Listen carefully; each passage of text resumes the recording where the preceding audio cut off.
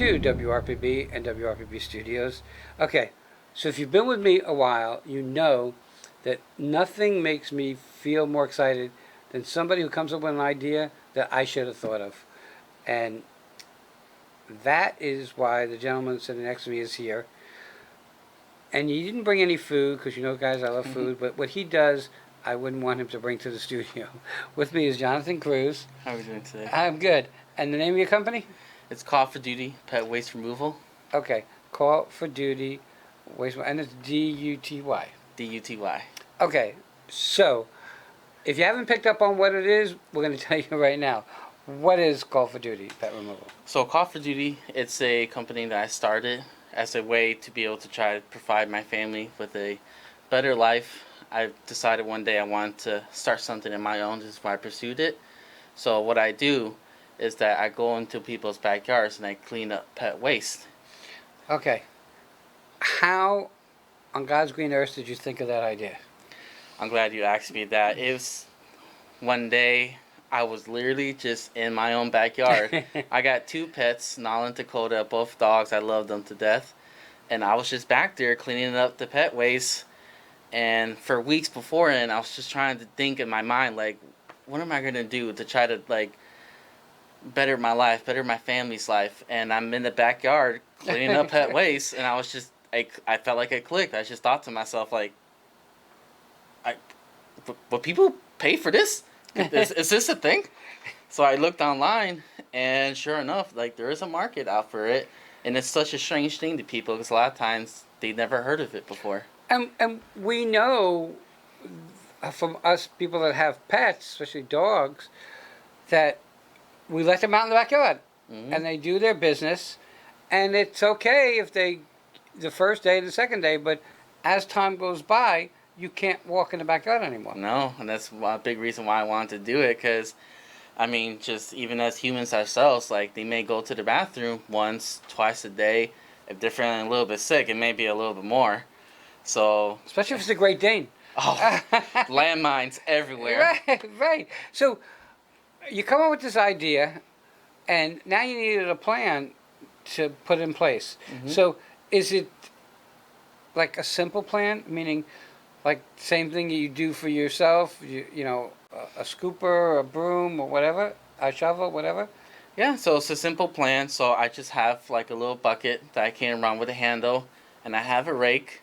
So as I do in my own backyard, I go into other people's where I just kind of walk back and forth slowly and just survey the land. And if I see it, scoop it up.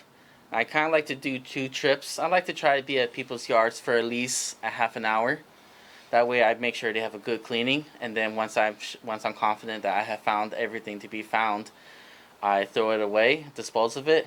And then what I like to do as well is that I use a spray where I sanitize and deodorize the yard to just help give a fresher smell, keep the yard a little bit clean, because, I mean, pet waste has been sitting there, you know? Right, and the scenario becomes, you buy your home and you can't use the backyard. Okay? So, my question, of course, is, all right, so you cleaned up this waste, you put it in a bucket, how do you dispose of it? So I could do it in 2 ways. The most common way I do it is that I dispose of it in the owner's own trash bin. Okay. So that's the most common way. But if you don't want that, I can haul away for an extra charge. But a lot of people like to just throw away in their own trash. Okay, without discussing, per se, the numbers, how do you come up with a number? By the size of the yard? I mean... So I do it by mainly the number of dogs. And I don't charge based upon the size of the dog either, like you mentioned, Great Dane. Yeah. Someone may have a Chihuahua. Right. But I charge mainly by the number of dogs. A fee may apply if someone has like an oversized backyard than the typical residential home would. If you have like 2 acres, I may have to charge a little more for that. A good exercise for you. Oh yeah, I get my miles in, my steps. That's part of what this little bad boy's for. Right, I do that on this one. All right, so you come up with this idea, okay? Now you decide you're going to do this. Do you tell, like, your family, hey, this is what I want to do? Yeah, so I went to my wife Renee, and I want to say a special shout out to her for being loving, supporting for my endeavors. So we are a family operated. I do most of the operations, Right. and she just helps me out as much as she can with like maybe answering some emails, some phone calls. So, and of course, I told my whole family, and it was strange to everyone. They've never heard of this, Right. but my whole family's been supportive. And that's, I say it all the time. I don't believe that you can be successful if you don't have family support. 100%. Okay? I think that that's a key to being successful. And I'm thinking, where do your leads come from? I mean, how do people find you? So, through word of mouth, and I think a very popular one is that I'm on Facebook as well. Call for Duty Pet Waste Removal LLC is my Facebook page. And I like to go on there, and I like to be in the local area. I serve all of Treasure Coast. Right. So I'm on different groups, and I try to make posts. I have as often as I can. That way people could be able to see it. And then I also have my website. Hopefully that brings in some leads as well. Okay, so Mary calls you. She says, look, I got 2 dogs. I need my backyard done. How often do you set up a schedule to go? So currently at this moment, I do once a week cleanings.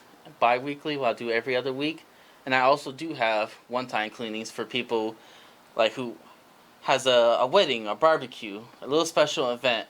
Right. And they're doing all these things, and I come and help for that. So I'm currently also in the works of getting onto twice a week cleanings as well. But currently once a week, bi-weekly, and one-time cleanings. All right, and the area that you cover? So I am currently located in Port St. Lucie, but I serve all of Treasure Coast. So from Fort Pierce, all of St. Lucie County, Martin County, Fort Pierce, all the way down to like Hope Sound, Indian Town, Jensen Beach, all of Treasure Coast. Should you have any contracts with Mary, who lives here, and Sam, that lives next door? Because those are like the best, I would think. Having a whole block of people where you don't have to drive from place to place. Mm-hmm. Do you have any like groups that, like, I guess it would be something you would find in an HOA, because people don't want to get in trouble for not picking up after their dogs. Mm-hmm. And my question now goes to, well, they don't walk them in their backyard, they walk them on the street. And I've seen it before. They walk their dogs and they let them go on someone else's lawn and stuff like that. Mm-hmm. So if you can get into an HOA, it's a big help. Mm-hmm. This is a lot of common area ground too. So how would you then kind of price that out? So hey, there's 50 homes in this HOA, there's common area space. You're not going to do it by the amount of dogs because you don't really know. Mm-hmm. Would you bill it by how long you think it's going to take you? So the way I would do for that, if I serve someone of commercial properties, is that I try to have a very personal conversation with them, figure out how many people are in the area. But then I also would mainly do it just because a lot of these places also have, like, if they were called pet waste stations. Okay, right. So just as you maybe see at some dog parks or maybe dog beaches, where they have that little station, and it's kind of up to responsibility for people. But as you just said, they may not always do that. Right. They pick up the waste to put in the station. So a very common way that I would do it is that I would charge for the stations itself. Okay. And I could work out with them depending on what they need. Sometimes some commercial properties just need me to just change out the station's bags and replace the bags. Right. Sometimes they may like it if I do like a little perimeter of the area, like let's say 30 feet, do a little walk around of the area, and then that's how I would serve them. And that really does make sense. So you come, let's just say you come once a week, all Mhm. right? And I know it's kind of a weird question, but is what happens from Monday to the following Monday, is it a lot of cleanup that you have to do?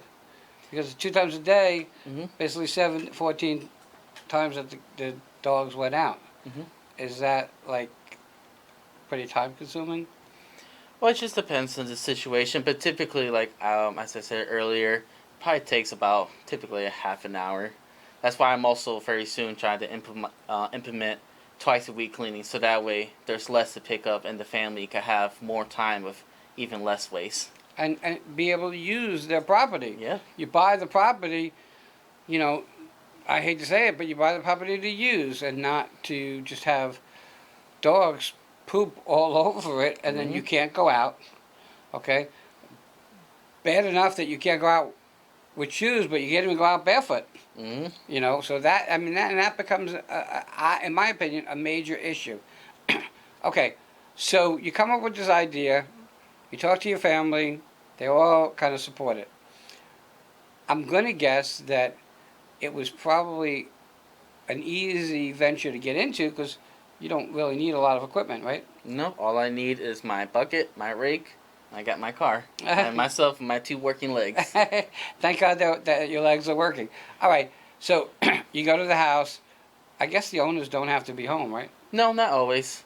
If they so happen to be home, they're home. But as long as I have access to the yard, no one has to be there. And if their dogs are there, as long as they're friendly, I totally don't mind if they're in the backyard with me as well. And I guess if it's an HOA, you got to get access to the Mm-hmm. HOA. Yeah, Is so I that was. an issue? It's not an issue as long as I'm told that there's a gate code, and I have either a code or they let them know that I'm coming, and over time the gate people Yeah, kind they of get to learn. know You're you. like, Yeah. okay, Yeah. here comes the poop guy again. Okay, so well, we're getting to the top of the time, but when you started this, did people make fun of you?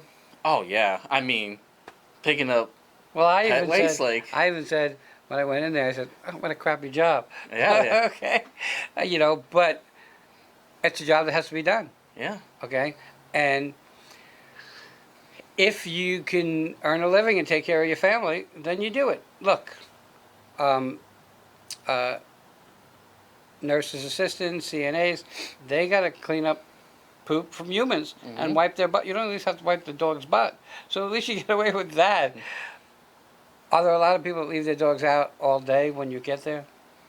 Not oftentimes. A lot of times they kind of just bring them in, Okay. but sometimes I have some clients where their dogs are outdoor dogs, so in those cases, then yeah. We're getting to have our time. How do people reach you? You have a phone number? So you can reach me at 772-342-8442. That's my work number. Or you can also reach me by my email, cruz, C-R-U-Z, at cfdremoval.com. And then cferemoval.com is your website. Yes. And you're also on Facebook. Right? Yes. So And- there's plenty of places to find him. Check it out because it will take you out of doing something you probably don't want to do. Jonathan, thank you for coming on. Thank you for Great your time. idea. Everybody, check him out. Use a professional, and we'll be right back.